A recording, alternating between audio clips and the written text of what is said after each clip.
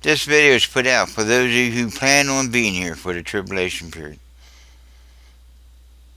To plan on your escape, things you must consider. How will you escape if you neglect so great a salvation? I'm not going to get in that right now. You already determined how you're going to save yourself, and neglect to understand what it is God has done before you was ever born, promised before the foundation of the world. Not only would He save you, but sustain you and deliver you.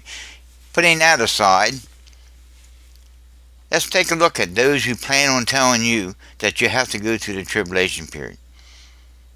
From the right side of this narrow road that I got, for religious crowds and the debates that you'll find about that, pre-trib, mid-trib, post-trib, beyond all that, and beyond the secular world that has a utopian dream that they're going to rebuild. They're going to rebuild. They're going to finally work it out. Yeah, right. They're evolving higher and higher. If that's your belief, then you can stay where you're going to stay, but consider this fact. Here's what I get from the narrow road. Here's what's taking this dead letter we call the Bible and bringing it alive for you. You plan on staying here for the whole tribulation period, or just the first half of this tribulation period, and that God's going to deliver you, sustain you through that tribulation period. Again, you got to consider. You ever seen a 50-pound hailstone? Do you think you've ever seen fire that we were warned about and scoffers mock, forgetting that the world once was covered with water, and only 8 people survived? And we were warned that yet once more it would not only shake the earth, but also the heavens. Do you understand what this means? Let alone fire. Fire that we have never seen or understood. In the days of Noah, they were warned of rain. They had no idea what rain was. It never rained. The ground of that day, this planet of their generation, was watered by mist coming up out of the ground. They might have misunderstood that term, rain, coming out of the mouth of Noah. They might have thought that he meant the mist on leaves, dripping off the leaves, would drown them all, and they would laugh. They have no idea what rain was. In light of this fact, do we understand what fire is? What kind of fire are we talking about? The answer to this crisis was just given as a hint. He shook the earth. Yet once more we not only shake the earth, but the heaven. The shaking of this earth produced that biblical flood. Waters under the earth and waters above the earth fell and flooded this world as never before, and never will happen again. Yet the shaking of the earth, He will do it one more time, but also will shake the heavens. We have never seen the shaking of heavens as described in this text from the book of Hebrews.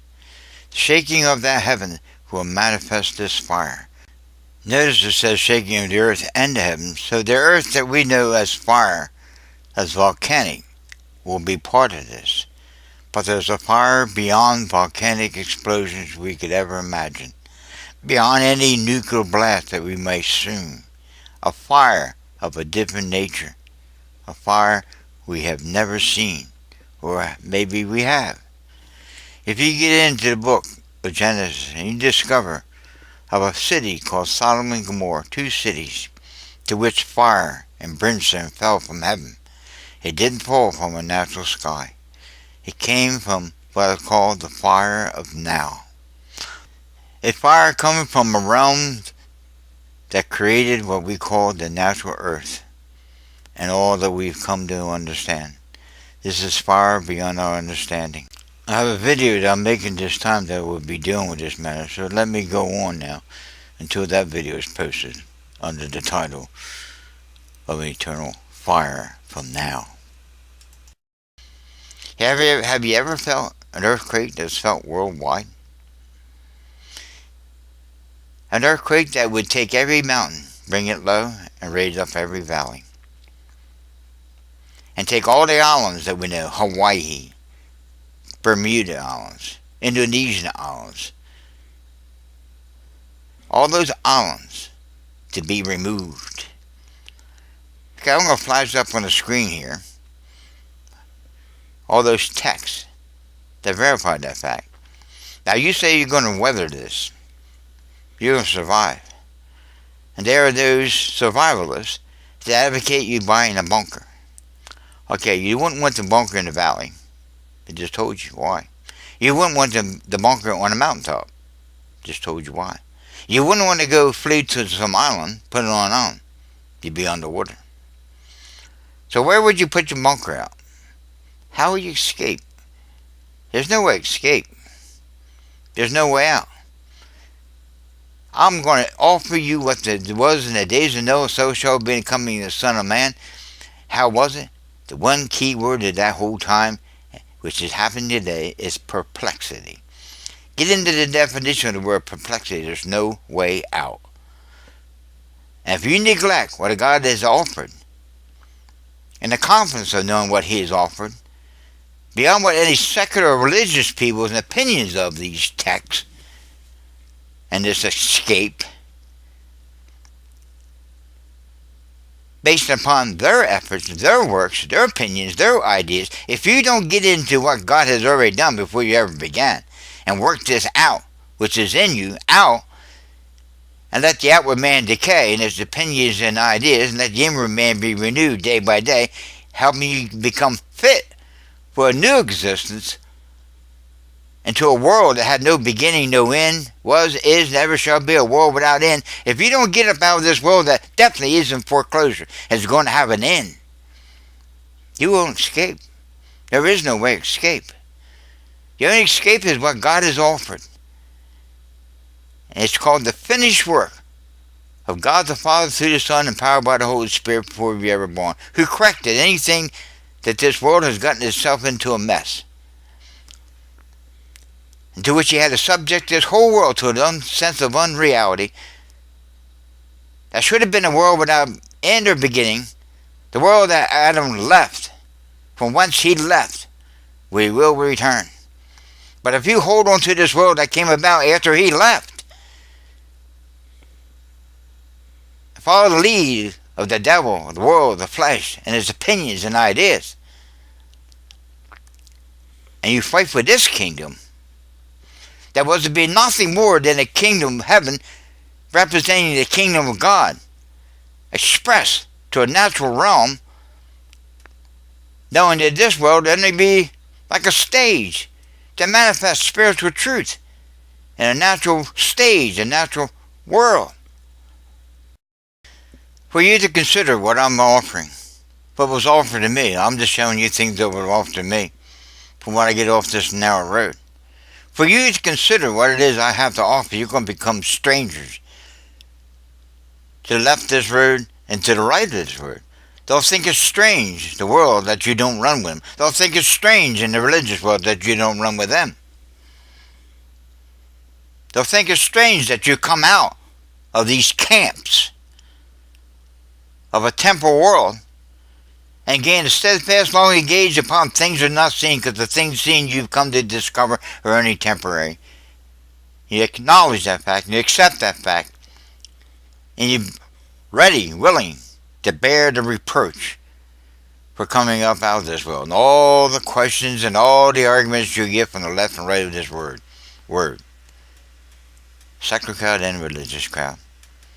You want nothing to do with this world. You are a stranger and pilgrim. You're looking for a city not made with hands. You see that He's going to prepare that place for you, and you understand what it means by His preparing a place for us.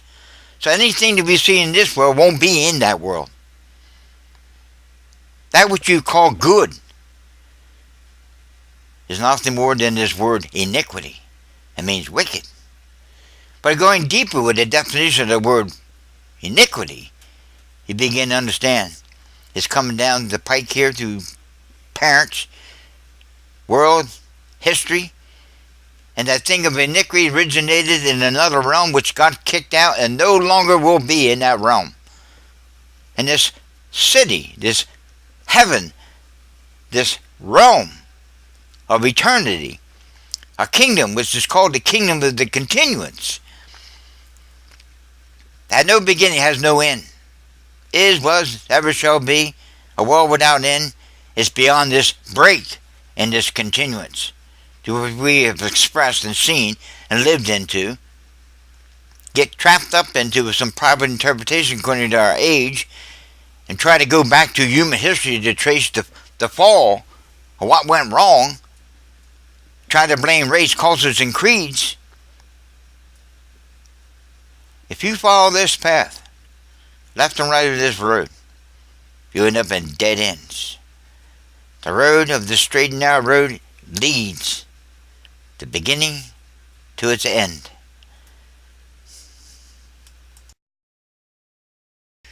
It's a road of promise, based in only one who could ever promise anything. The secular world can't offer me no promise. The religious world can't promise me anything without paying a price to gain what it is that they're offering. This road of promise is free.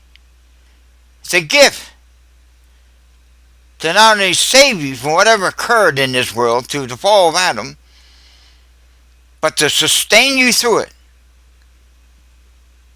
And at its end, deliver you. Not by human efforts, but by the finished work of Christ before the world ever began. I mean, I've said that over and over again in my videos. I've come at this from every way I could possibly come out of it. And any people that are ever going to catch drift of this are those that come up out of the left and the right of this road and cross this narrow path and hear this. Few will find it. There are those on the left that think they got the answer, and there's on the right who think they have the answer. The only true answer is found on a narrow road. And that isn't mine, the promise we give. It's a promise that He gave. And the few that be willing to hear that, it's offered. You have to take the offer. You have to be willing to hear this. By letting go how you feel and think. How do you feel about this? What do you think about what I'm saying here? Is it just Paul Woodward's opinions and ideas that were different from what you heard on the left and right of this road? Is it different? What's the difference?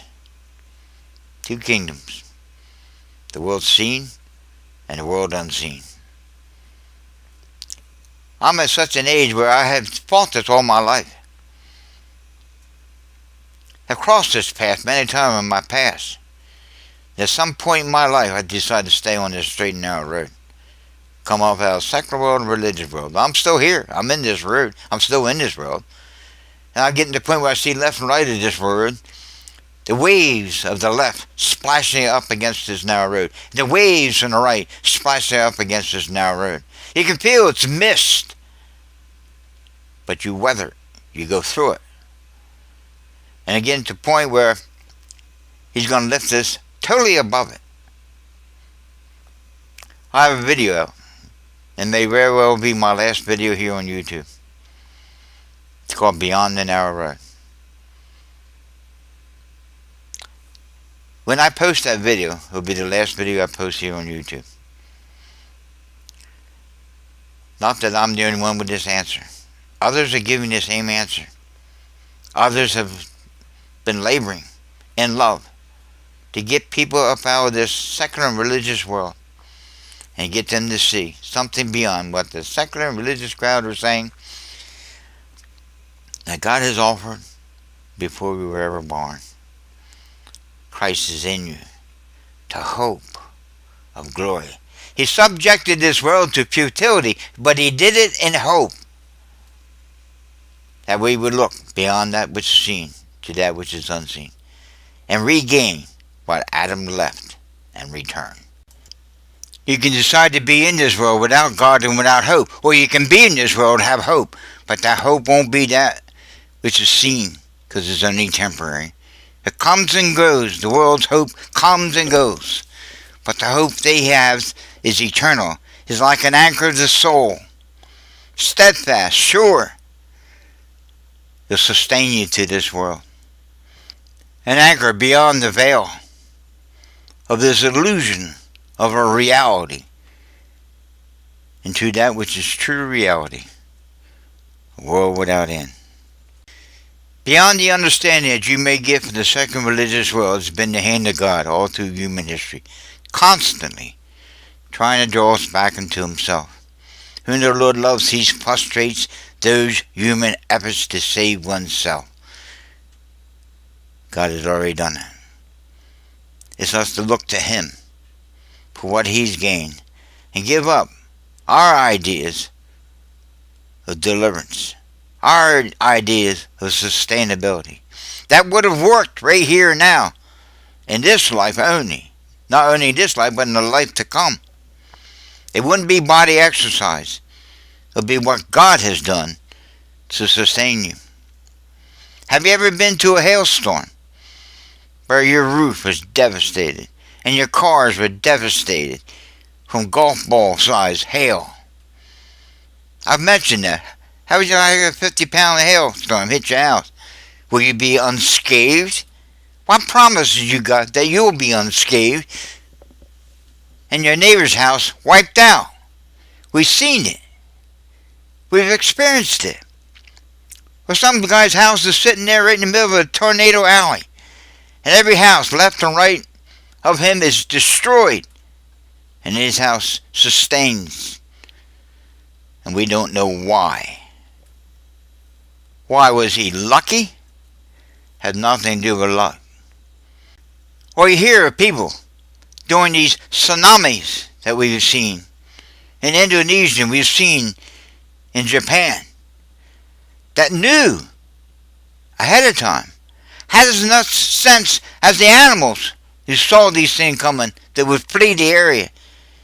If you can't hear from God, at least listen to nature itself, trying to give you warnings. God warns us. He prepares us. He sustains us. He delivers us. But to hear the religious world speak, who say, you never know. God has strange ways of doing things. Oh, good God in heaven. I have wearied of hearing these what I called, and God has labeled DHL, doubts, produced by half-truths and out-and-out lies. One side of this word you're getting nothing but doubts, fears. On the other side you're getting half-truth that doesn't give you any confidence of deliverance and overcome the fear that you see in this world. On the other side of the road, all you get is total ignorance. Walking down a road with blindfolds on. Oblivious. Ostriches with their heads with a hole in the ground, thinking nothing's going wrong. And the other side just using fear, but never giving no answer and confidence of deliverance, that you might be unscathed, not only in the trials and tribulations of this life, but in the life to come. We've been told there's no temptation taking you but such as taking is common to all men, but God's prepared a way of escape that you might endure it. Then Paul gives the answer and people are kind of puzzled, because he throws this into the middle of a conversation, expecting people to have some wisdom to understand it. He that has wisdom. Think on what he said. What did he just say before that? Flee idolatry. Don't worship that which is seen. Worship that which is unseen. It's through this that will sustain you, save you, deliver you. It's not upon the things seen. They're only temporary. And know that. The sooner you understand that, the fewer the trials in your life, and the greater the deliverance and sustainability. And not only in your everyday trials and tribulations, but in the tribulation.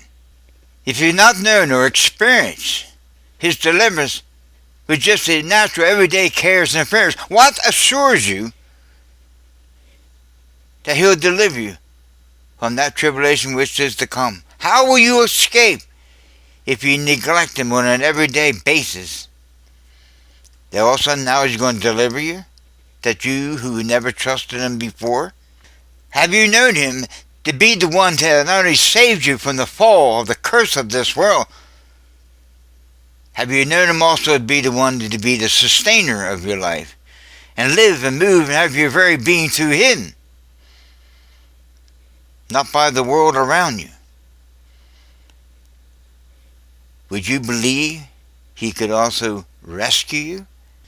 If you have come to discover that he has, does, and will deliver you once and for all, by a once and for all act, promise at the beginning of this road, promise during the walking of this road, you're walking in the spirit, in faith, of a faith that was often finished before you was born. That's walking in the spirit, not in the flesh and its opinions and ideas. You begin to realize he's my Savior, he's my sustainer, and he's the one that will rescue me, deliver me from all trials and tribulations, oblivious to what the secular and the religious world might say or disagree with. That's the real battle, to not listen to the world around you. I don't care what happens. No, that ain't the word. I care what happens is why I wouldn't be putting this video out. But the cares and fears of this world seem to wipe out what it says. Cast your cares upon him, he cares for you. He's cared enough for you before you was even born. He cared for you that he sent his only son. He slew his son before the world began. People don't understand that. It was a finished work before this world began. That's why it's finished. That's why, for by grace are you saved through faith, not of works, lest any man boast. The works were finished since the world ever began. And all we saw was and all we should do is commemorate what was manifest in time and space, and the eternal fact that God so loved the world that he gave his only begotten Son, that whosoever believe in him should not perish. It will be only this lack of this knowledge that people will perish and listen to the world, secular or religious, and not follow the straight and narrow road. Listen to him. Walk in the Spirit and the promise of delivering your spirit, soul, and body. God bless you.